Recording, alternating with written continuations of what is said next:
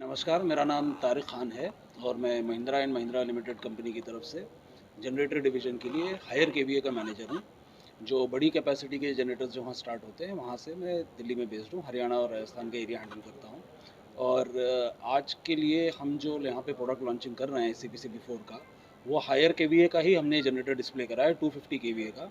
और जैसा कि हम सब जानते हैं कि रोहतक एक बहुत बड़ा इंडस्ट्रियल बेल्ट है और यहाँ पे बहुत सारी मैन्युफैक्चरिंग इंडस्ट्रीज़ हैं। वहाँ पे ज़्यादातर बड़ी कैपेसिटी के ही जनरेटर लगते हैं और ये वो हमारे जो जनरेटर्स हैं उनके अंदर ब्लॉक लोडिंग कैपेसिटी ज़्यादा है और फ्यूल कंजम्पशन कम है।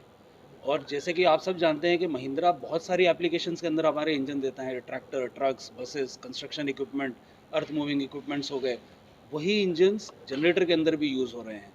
और बाकी लोगों के जनरेटर के मुकाबले अगर आप जानना चाहें तो सबने जनरेटर अभी लॉन्च करे हैं ये नए इंजन्स लाके।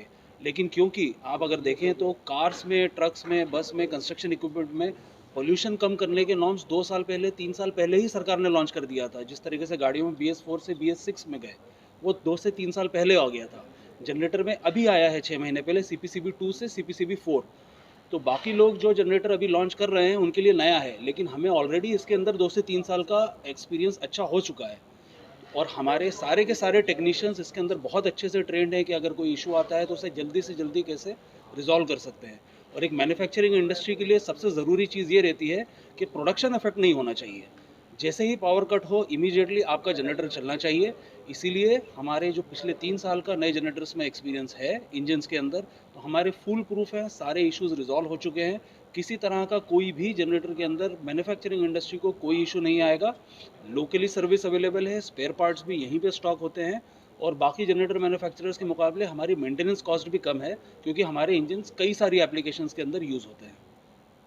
चीज़ जैसे सौर ऊर्जा है वो भी 100% नहीं हो सकती। हमें सारी ऊर्जा जिस जिस तरीके से बन सकती है वो सारी की सारी ही हमें बनानी है, लेकिन उसमें पोल्यूशन कैसे कम करें। जैसे गाड़ियाँ हैं, अब गाड़ियाँ इलेक्ट्रिक ही क्यों, डीजल भी आएंगी, पेट्रोल भी आएंगी, लेकिन उसका हम मापदंड सरकार ने तय कर दिए इतना कम।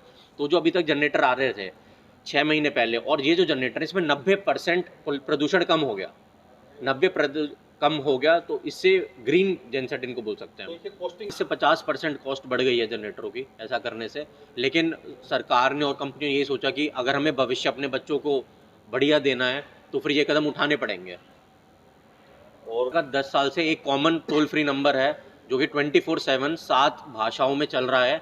उसके अलावा हर शहर में, अब जैसे रोहतक के लिए भी हमने सर्विस डीलर लोकल अपॉइंट कर दिए हैं कि किसी को बाहर से सर्विस, दिल्ली से सर्विस अब रोहतक को नहीं मिलेगी। रोहतक में ही सर्विस डीलर हैं जो सर्विस करेंगे। और 24/7 10 साल से एक कॉमन नंबर है जो हमने यहाँ पे भी डिस्प्ले करा और हर जनरेटर पे करते हैं। 7 लोकल भाषाएं देश की वो समझता है उन। मेरा नाम रामू वर्मा है। ग्लोबल जनरेटर सर्विस फर्म है जो महिंद्रा के सेल और सर्विस के ऑथराइज डीलर हैं हम। रोहतक, झज्जर, भिवानी और बहादुरगढ़ टेरेटरीज है जिसमें हम सर्विसेज जनरेटर की दे रहे हैं। और इस इंडस्ट्री में मैं 2009 से अपनी सेवाएं दे रहा हूं और टोटली कस्टमर्स जो है वो हैप्पी है। किसी भी कस्टमर को जनरेटर से रिलेटेड कोई प्रॉब्लम कभी नहीं होती है और महिंद्रा इसमें पूरा सपोर्ट करती है वारंटीज़ पॉलिसीज़ को लेके और सर्विसेज को लेके। कभी कोई कस्टमर्स को कोई प्रॉब्लम या कोई इशू नहीं हुआ है।